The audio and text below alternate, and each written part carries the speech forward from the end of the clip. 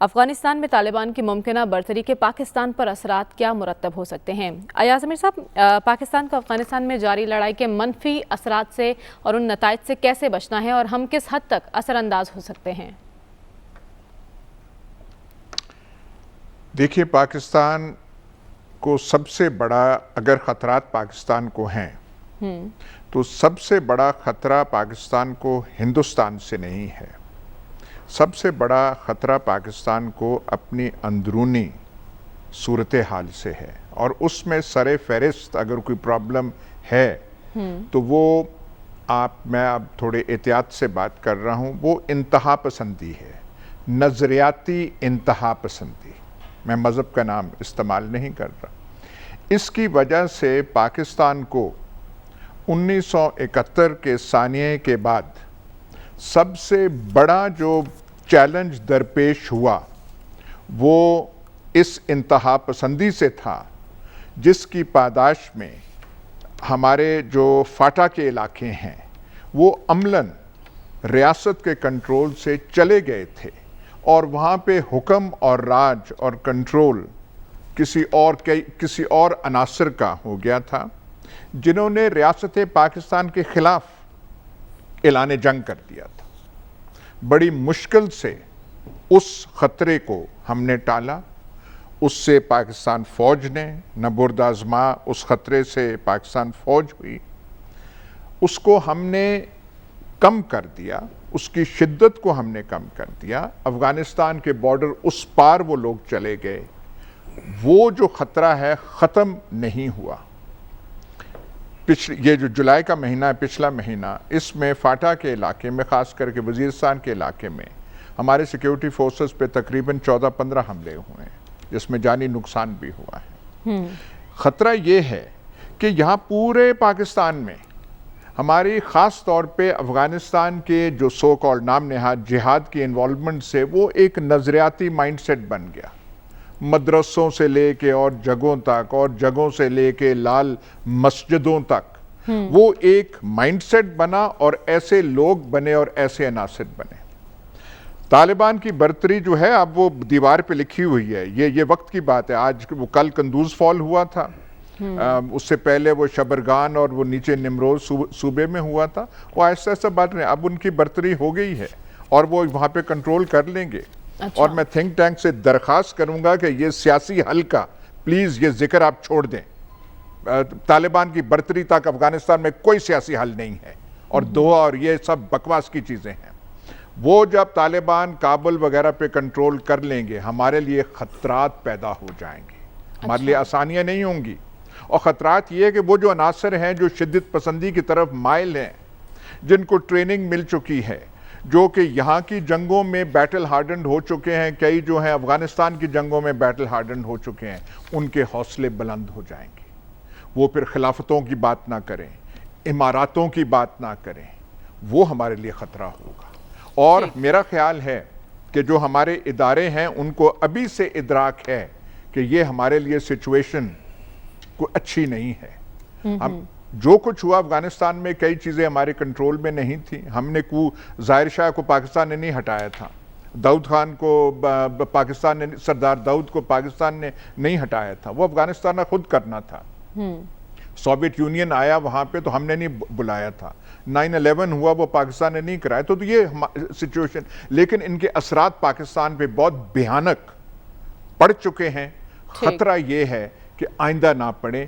اس کا ہمیں تدارک ہم کیا کریں گے، لیکن کم از کم ذہن میں یہ ہونا چاہیے کہ وہاں جب طالبان آئیں گے تو ہماری آسانیاں نہیں ہوں گی، ہماری مشکلات میں ایک اور اضافہ ہوگا. ٹھیک ہے، مینٹلی پریپیئر ہونے کی ضرورت ہے. لیکن سلمان صاحب، جیسے کہ ایاز صاحب کہہ رہے ہیں کہ اگر طالبان مکمل طور پر قابض ہو جاتے ہیں تو ہماری پالیسی کیا ہوگی؟ کیا ہم اس سیٹ اپ کو قبول کریں گے؟ کیونکہ ہم بھی باقیوں کی طرح کہہ چکے ہیں کہ افغان عوام جس کا فیصلہ کرے گی، ہم اس حکومت کو قبول کریں گے. دیکھیں، جس انتہا پسندی اور شدت پسندی کی بات کی گئی ہے، یہ دہشت گردی کی جنگ کے نتیجے میں پاکستان میں پیدا ہوئی.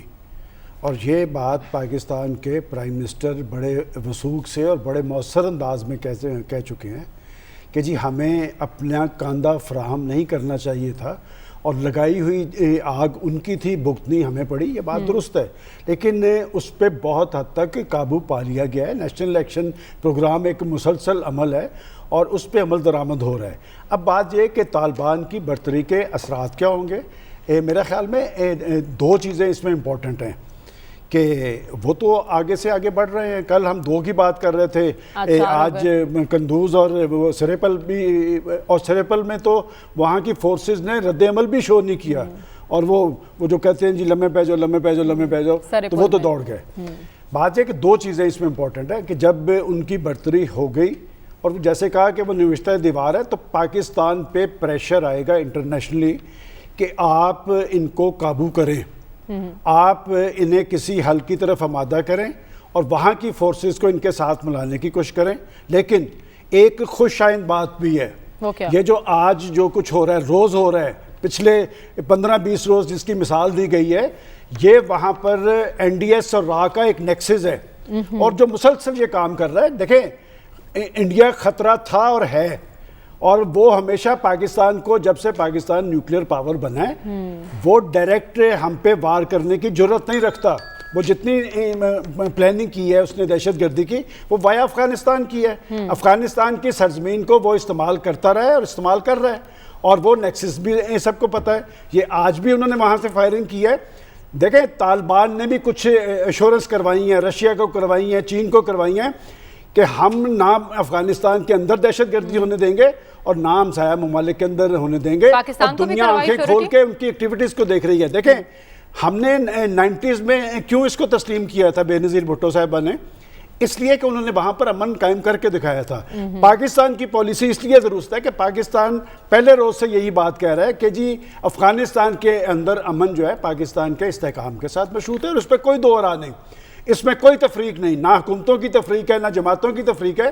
اور اس لیے ہے کہ ہم نے بھگتا ہے، امریکہ نے نہیں بھگتا۔ یہ جو مہاجرین کی بات کرتے ہیں کہ جی مہاجرین کا لوڈ جی پاکستان پہ، یہ جو 3 دن پہلے ہمارے پرائم منسٹر اور ہمارے آرمی چیف گئے ہیں پشاور، وہ میٹنگز کر رہے ہیں، کس لیے کر رہے ہیں؟